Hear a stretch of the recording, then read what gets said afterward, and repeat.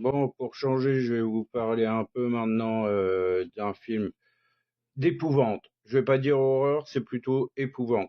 Voilà. C'est un film datant de 1979. J'étais pas né, je suis né en 86. Voilà. Et ça s'appelle Amityville, la maison du diable. C'est le tout premier, vraiment pour les plus jeunes, c'est le tout premier Amityville qui est sorti en film. Voilà, vraiment le tout premier. D'ailleurs, la plupart des acteurs maintenant, soit sont adultes, soit sont décédés. Voilà. D'autres sont encore, mais d'autres sont encore en vie, je pense. Mais bon, je vais pas cliquer sur tous les acteurs, hein.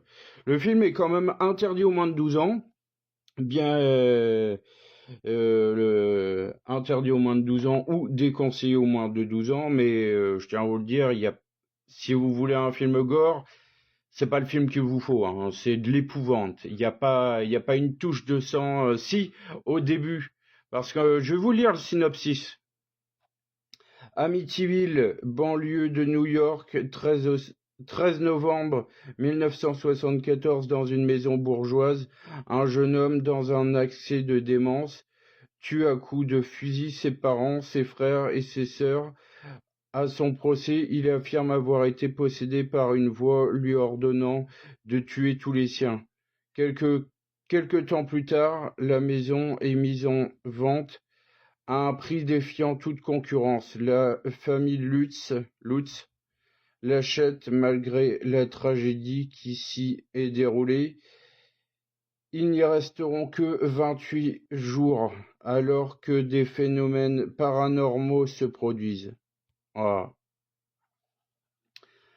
Après, vous voyez sur la hache, il y a du sang, mais dans le film, il n'y a pas de sang sur la hache, hein. Donc, pour les anciens, si il y a des lenteurs, hein, le film est assez lent, mais il est prenant. Enfin, moi personnellement, j'aime bien ce film. Je l'ai en DVD, mais après, voilà, c'est de l'épouvante. Voilà. C'est pas du gore, il y a pas de sang. Si, comme je vous ai lu le synopsis, au début on voit le jeune. En fait, ça retrace tout le début. En fait, ce film, il parle et quand il commence d'abord par la famille qui était avant, et puis ça commence un soir où on le voit assassiner. Et puis après, hop, la vente plus tard, et puis des nouveaux acquéreurs, la famille Lutz. Voilà. Bref, moi personnellement, j'ai bien aimé ce film, mais après ça ne plaira peut-être pas à tout le monde parce que oui, il y a des lenteurs, oui, le film est assez lent, mais il est prenant, il est intéressant. C'est pas, je dirais même chef-d'œuvre, bien que pour d'autres, ça sera pas forcément un chef-d'œuvre, ça sera pas non plus une nullité, mais si vous voulez voir éventuellement peut-être pas du gore, mais du dégueulasse, on va dire. C'est plus le Amityville 2, le possédé, qu'il faudra voir à ce moment-là. Voilà, mais pas celui-là. Oui, parce que Amityville, la maison du diable, c'est le tout premier, datant de 1979. Voilà. Bref, je vais arrêter la vidéo ici. Prochaine vidéo, bah vous la verrez, elle sera juste à côté de celle-là.